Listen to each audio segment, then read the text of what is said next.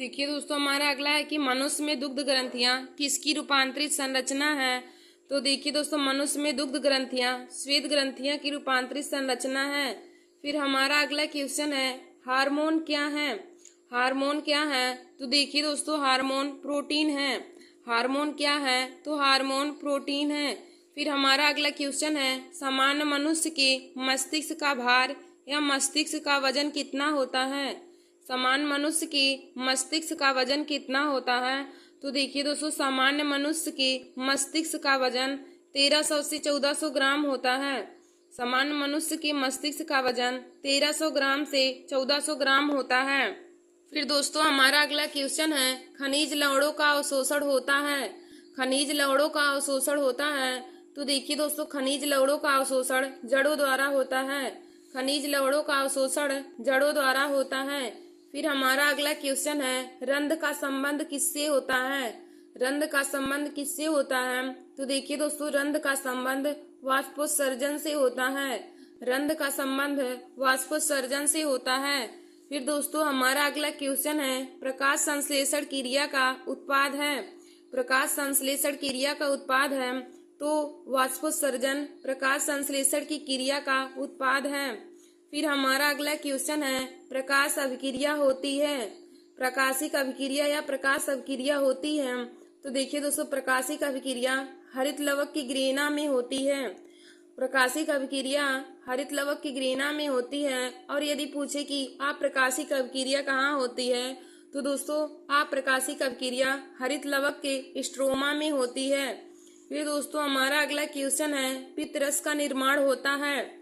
पित्तरस का निर्माण कहाँ होता है। तो दोस्तों, पित्तरस का निर्माण यकृत में होता है।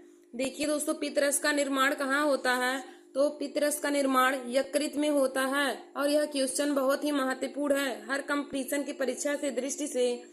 जो यह क्वेश्चन है कि पित्तरस का निर्माण कहाँ होता है, तो दोस्तों पित्तरस का निर्माण यकृत में होता है। फिर देखिए, हमारा अगला क्वेश्चन है, अप्रकाशिक अभिक्रिया होती है। अप्रकाशिक अभिक्रिया होती है।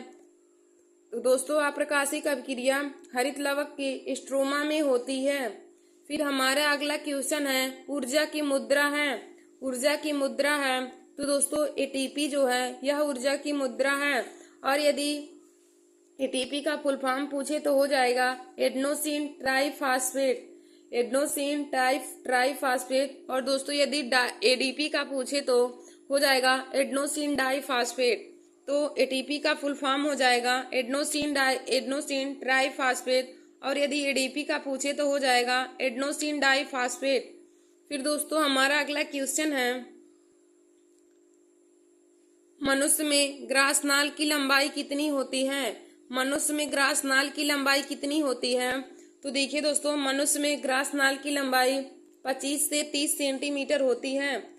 मनुष्य में ग्रास नाल की लंबाई 25 सेंटीमीटर से 30 सेंटीमीटर होती है। फिर हमारा अगला क्वेश्चन है, मनुष्य के दूध के दांतों की संख्या कितनी होती है। मनुष्य के दूध के दांतों की संख्या कितनी होती है। तो देखिए दोस्तों, मनुष्य के दूध के दांतों की संख्या 20 होती है। मनुष्य के दूध के दांतों की संख्या 20 होती है।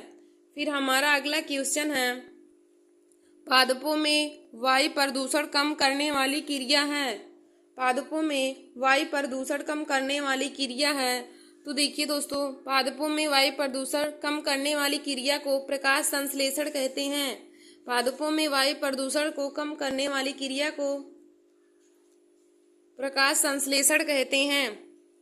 फिर देखिए दोस्तों, हमारा अगला क्वेश्चन है, पतझड़ से संबंधित हार्मोन है। पतझड़ से संबंधित हार्मोन है। तो देखिए दोस्तों, पतझड़ से संबंधित हार्मोन को इप्सिक अम्ल कहते हैं। फिर हमारा अगला क्वेश्चन है, मनुष्य के मस्तिष्क में पाए जाने वाली अंतःस्रावी ग्रंथि है। हमारा अगला क्वेश्चन है, मनुष्य के मस्तिष्क में पाए जाने वाली अंतःस्रावी ग्रंथि है। तो देखिए दोस्तों, मनुष्य के मस्तिष्क में पाए जाने वाली अंतःस्रावी ग्रंथि को पीयूष ग्रंथि कहते हैं। मनुष्य के मस्तिष्क में पाए जाने वाली अंतःस्रावी ग्रंथि को पीयूष ग्रंथि कहते हैं। फिर दोस्तों, हमारा अगला क्वेश्चन है, मनुष्य के मस्तिष्क का कौन भाग है जो तापमान को नियंत्रित करता है। मनुष्य के मस्तिष्क का कौन सा भाग ताप नियंत्रित करता है। तो देखिए दोस्तों डाइएनसिफेलान। डाइएनसिफेलान मनुष्य के मस्तिष्क का भाग है जो ताप को नियंत्रित करता है। मनुष्य के मस्तिष्क का डाइएनसिफेलान भाग है जो ताप को नियंत्रित करता है। फिर दोस्तों हमारा अगला क्वेश्चन है, मनुष्य के मस्तिष्क का कौन सा भाग सर्वाधिक विकसित है? मनुष्य के मस्तिष्क का कौन सा भाग सर्वाधिक विकसित है? तो देखिए दोस्तों मनुष्य के मस्तिष्क का सर्वाधिक विकसित भाग सेरिब्रम होता है। मनुष्य के मस्तिष्क का सर्वाधिक भाग सेरिब्रम होता है जो विकसित होता है। मनुष्य के मस्तिष्क का सबसे ज्यादा विकसित भाग सेरिब्रम होता है। फिर दोस्तों हमारा अगला क्वेश्चन है, निषेचन के बाद पुष्प का कौन सा भाग फल में बदल जाता है? निषेचन के बाद पुष्प का कौन सा भाग फल में बदल जाता है? तो देखिए दोस्तों निषेचन के बाद अंडाशय जो होता है यह फल में बदल जाता है। हमारा क्वेश्चन है कि निषेचन के बाद पुष्प का कौन सा भाग फल में बदल जाता है? तो देखिए दोस्तों निषेचन के बाद अंडाशय जो होता है फल में बदल जाता है।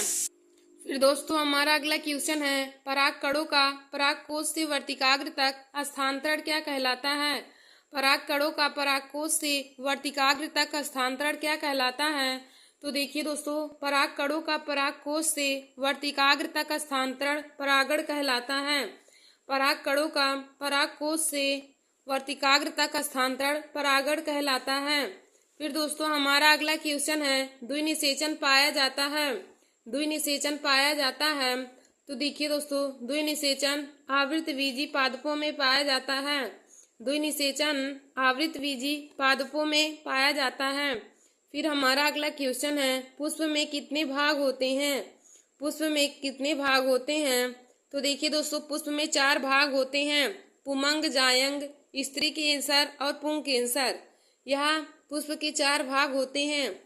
देखिए दोस्तों पुष्प के 4 भाग कौन कौन से होते हैं? पुमंग, जायंग, स्त्री केसर और पुंकेसर, यह सभी पुष्प के 4 भाग होते हैं। फिर दोस्तों हमारा अगला क्वेश्चन है, पुष्प के स्त्री केसर के मध्य भाग को क्या कहते हैं?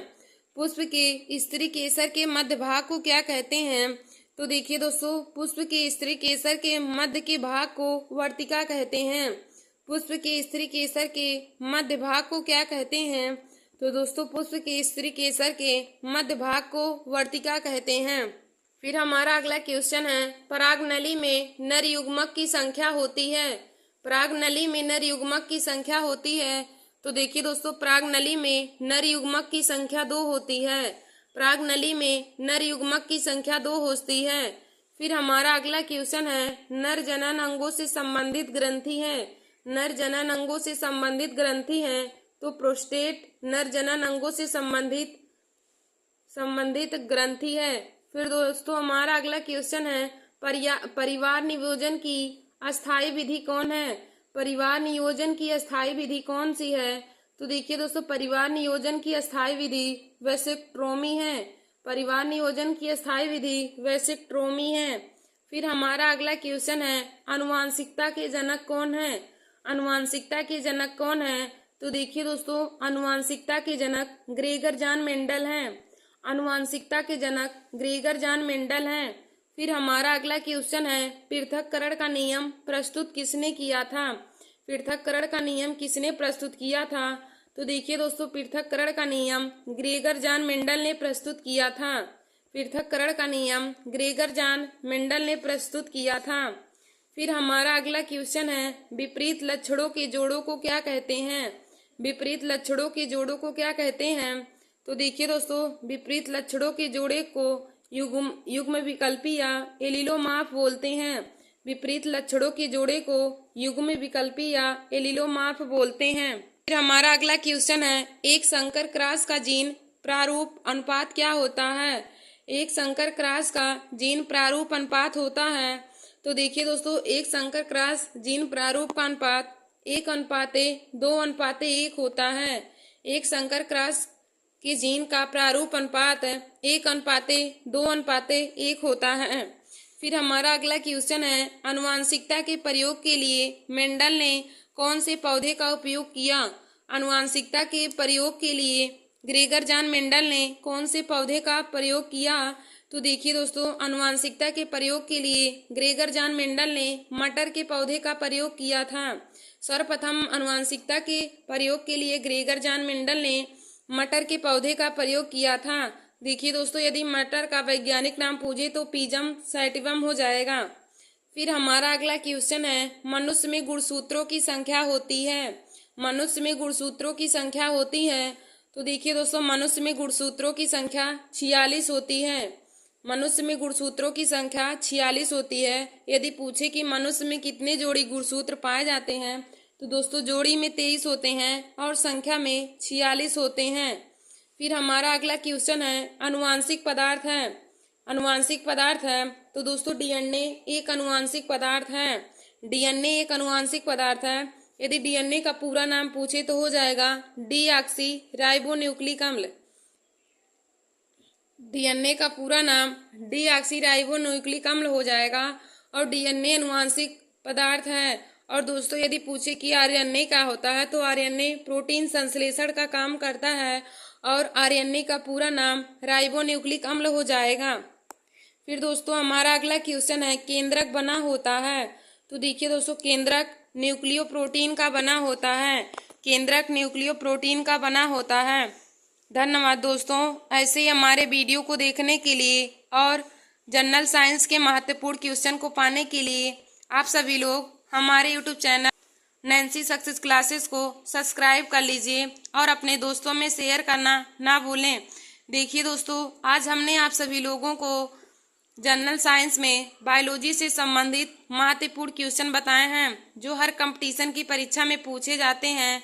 जैसे हमारा एसएससी जीडी हुआ, सीजीएल हुआ, एमटीएस हुआ, सीपीओ हुआ और ग्रुप डी हुआ, यूपीपी है, पेट है और सभी कंपटीशन की परीक्षा सबके लिए जनरल साइंस बहुत ही महत्वपूर्ण है। तो दोस्तों आशा करती हूँ कि आज का हमारा वीडियो आप लोग को समझ में आया होगा और आप लोग इसे देखना ना भूलें। धन्यवाद दोस्तों।